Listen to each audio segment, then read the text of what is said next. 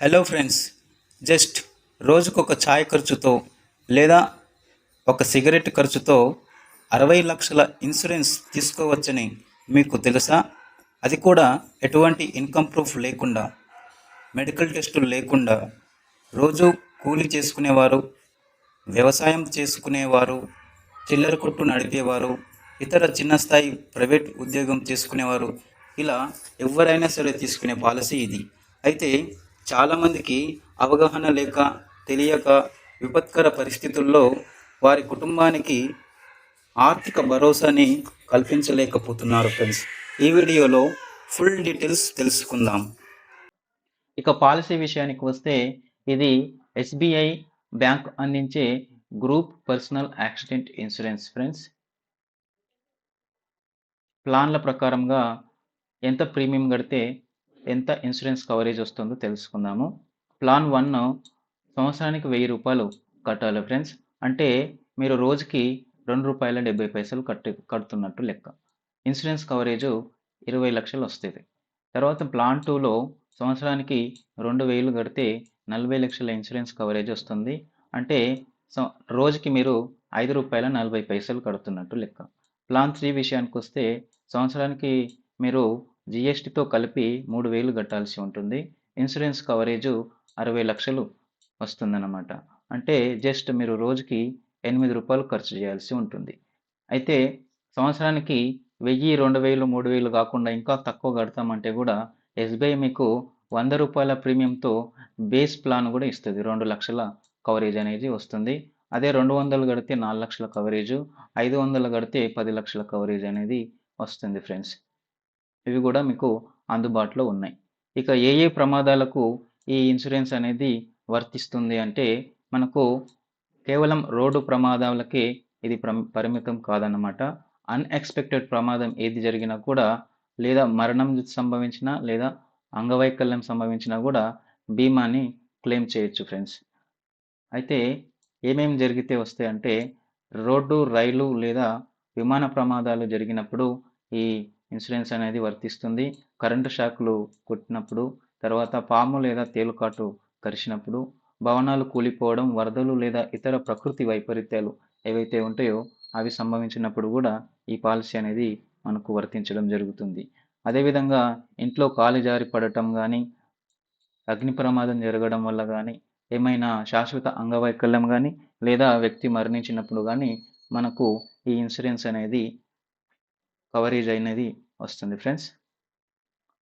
తర్వాత ఇంకా ఇన్సూరెన్స్ కవరేజ్తో పాటు అడిషనల్గా బెనిఫిట్స్ ఏమేమి వస్తాయో చూద్దాము. మనకు 2 పిల్లలుంటే పిల్లల విద్యా నిధి కింద ఒక్కొక్కరికి 20,000 చొప్పున పాలసీ మొత్తంపై 1% అంటే ఏది తక్కువైతే అది ఇవ్వడం జరుగుతుంది 2 పిల్లలకు. అదేవిధంగా అంత్యక్రియలకు తక్షణ సహాయం కింద 10,000 ఇవ్వడం జరుగుతుంది ఫ్రెండ్స్. అదేవిధంగా అంబులెన్స్ ఖర్చుల కోసము 1500 వరకు రియంబర్స్మెంట్ చేస్తుంది.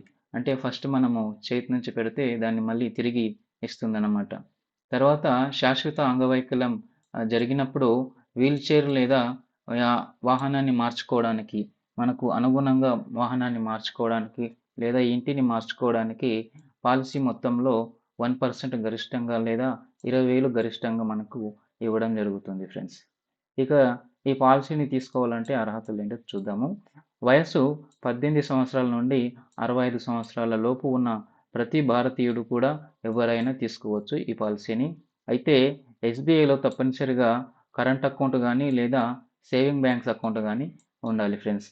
ఎందుకంటే ఇది ఎస్బీఐ బ్యాంక్ ఇస్తుంది కాబట్టి ఖచ్చితంగా ఎస్బీఐలో మనకు సేవింగ్స్ అకౌంట్ కానీ లేదా కరెంట్ అకౌంట్ కానీ ఉండాలి ఫ్రెండ్స్. ఇక వైద్య పరీక్షల విషయానికి వస్తే ఇది ఎటువంటి ముందస్తు మెడికల్ టెస్టులు కానీ, ఇన్కమ్ ప్రూఫ్ కానీ అవసరం లేదు ఫ్రెండ్స్.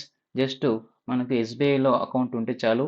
అందులో కొంత అమౌంట్ ₹1000 పాలసీ తీసుకుంటే ₹1000, 2000 పాలసీ తీసుకుంటే 2000, 3000 పాలసీ తీసుకుంటే 3000 సంవత్సరానికి ఒకసారి ప్రతి సంవత్సరం కట్ అవుతుంది ఫ్రెండ్స్.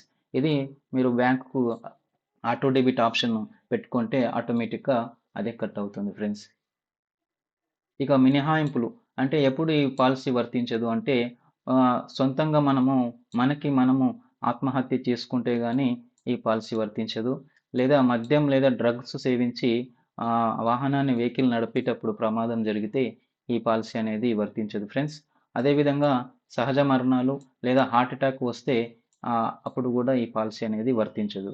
తర్వాత నేరపూరిత చర్యలు లేదా చట్ట వ్యతిరేక పనుల్లో, సమ్మెలలో పాల్గొన్నప్పుడు జరిగే ప్రమాదాలకు కూడా ఈ పాలసీ అనేది వర్తించదు.